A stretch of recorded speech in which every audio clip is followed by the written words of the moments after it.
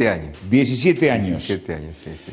Esto que ha pasado durante la semana, ¿qué significa? Bueno, la verdad que es un sueño, dentro de tantas malas noticias que se anuncie esto, y lo conversábamos en algún momento cuando, ahora no vengo tanto al programa, pero en algún momento, hace ya estos 17 años, veníamos a anunciar una escuela. Es decir, ¿cuál es el sueño? ¿Cuál es la necesidad? Y se hablaba de cloacas para Alderete y Banda. Para un proyecto de esta envergadura hacía falta el proyecto. Y un proyecto pagado por una consultora, había que hacerlo, había que conseguir los fondos para pagarlo. Y por ello el municipio solo no se podía como Alderete. Y coincidimos con la Banda de Río Salí, municipio hermano.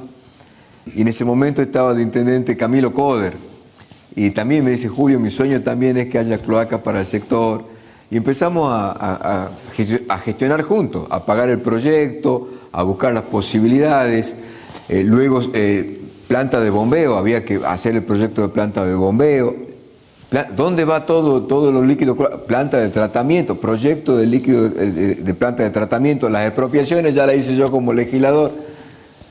Pero, Omar, a las audiencias públicas, pasamos toda la situación administrativa, pero no era la verdad lo que hacía falta de decisión política, porque vino el presidente, el expresidente Macri en la gestión pasada y anunció cloacas y aguas para el sector, y uno se ilusionó, y yo lo dije, que si el expresidente, y yo personalmente iba a hacer un cartel, le iba a agradecer porque realmente que se cumpla esa situación.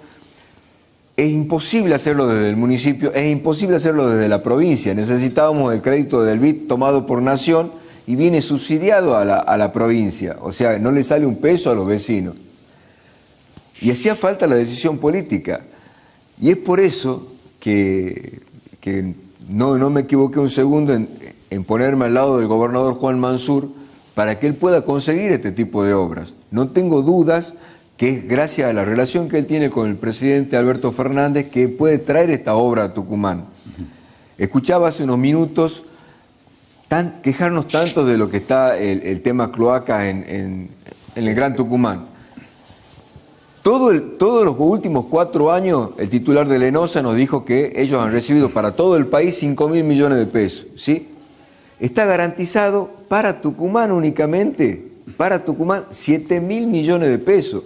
Y esto se hace con la relación política que tiene el gobernador, un gobernador fuerte, un gobernador que gestiona y que tiene la buena relación con el presidente Alberto Fernández. Es por eso que creo yo que va a ser un antes y un después para el sector este y para la provincia misma, tantas inversiones que se vienen con respecto a las cloacas. ¿Qué se hizo hasta el momento? Porque se hablaba de la red troncal, Avenida Rivadavia e Independencia. Esto es total, el proyecto es total. Pero ya, ¿qué trabajos se hicieron ya? No.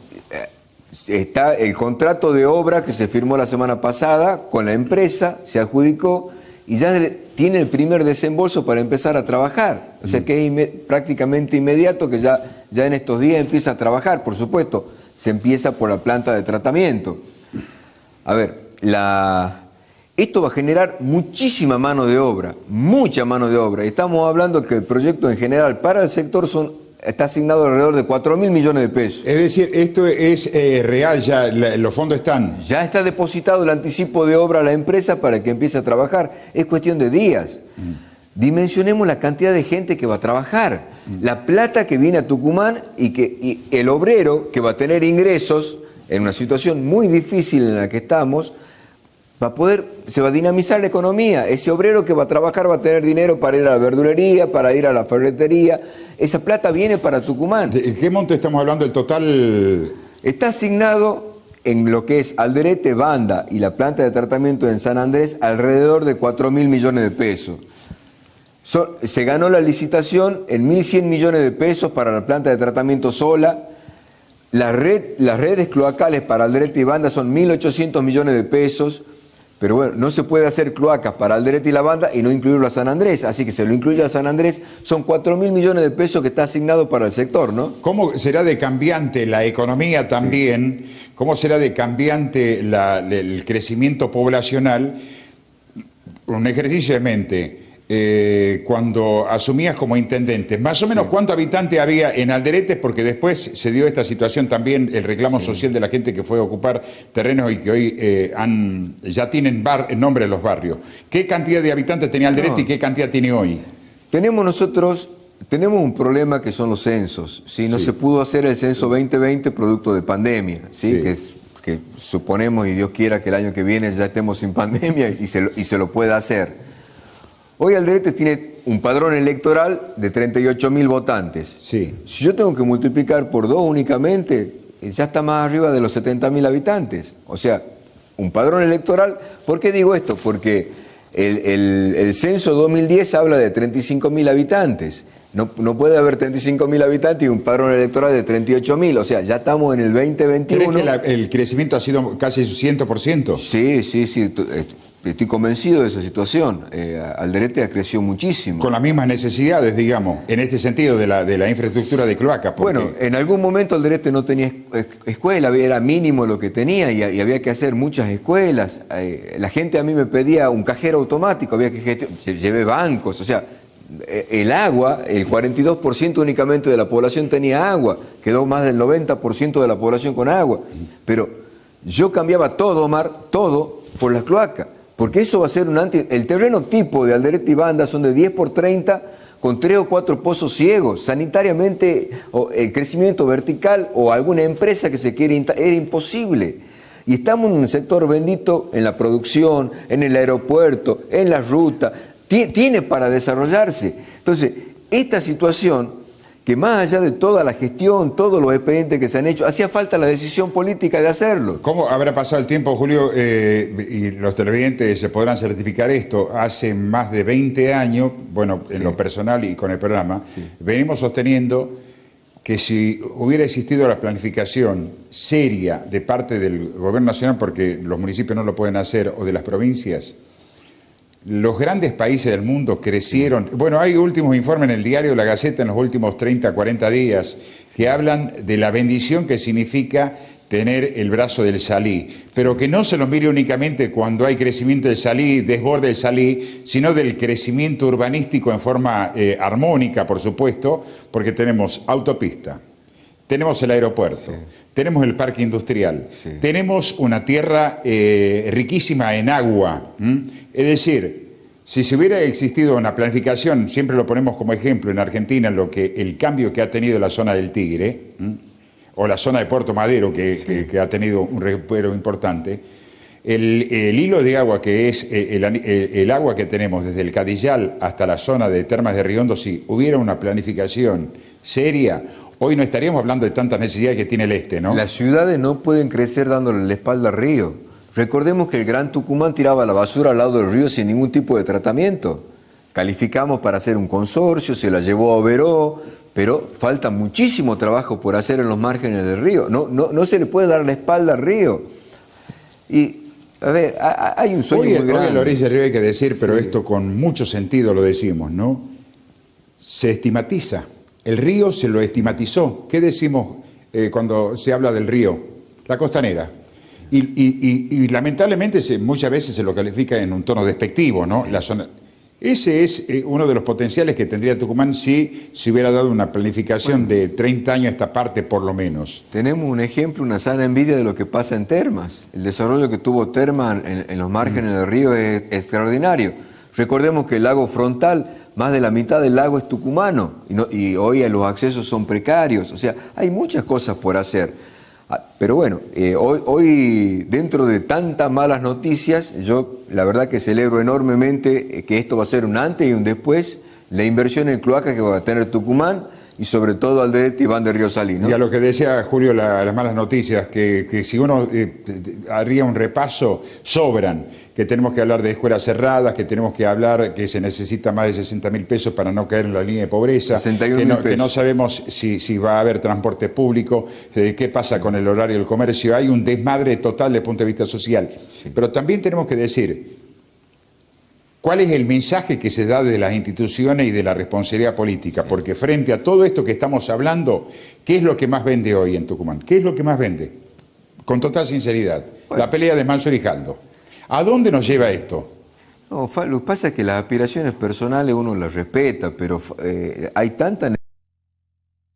Dijo Omar, hoy la subida de COVID, el transporte público es necesario. El tema del transporte en bicicleta no hay que descartarlo. Cada obra nueva, hay un proyecto de mi autoría que duerme en algún archivo ahí en legislatura.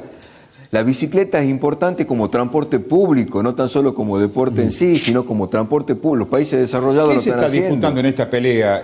Porque algunos se sienten ahí y dicen, acá el conductor natural es Juan Mansur porque es gobernador y presidente del PJ. Sí. Del otro sector dicen, bueno, nosotros queremos también buscar el diálogo, pero a la par de ello, la disputa de poder. ¿Qué pasa por la cabeza de Mansur en esta discusión? Yo hablo con el gobernador y él está hablando de estas cosas. Está entusiasmado con las cloacas, con el trabajo que va a haber. La verdad que él no me lo nombra al vicegobernador. Cuando yo me senté a hablar con él, hablé de lo que estamos hablando con usted.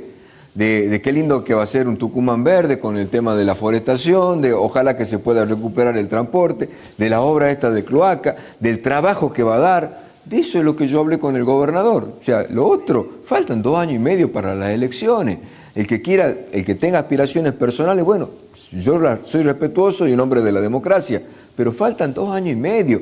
Y la gente está en otra cosa. Lo que pasa es que muchos van a buscar marcar la línea de poder ahora con las intermedias, ¿no?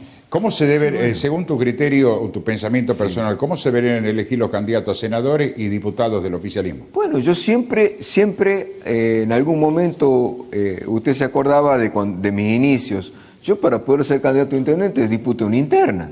Me fui a una interna y la disputé. O sea, creo que el ordenador político, así como el ordenador social es el trabajo, el ordenador político son las elecciones. Si no nos ponemos...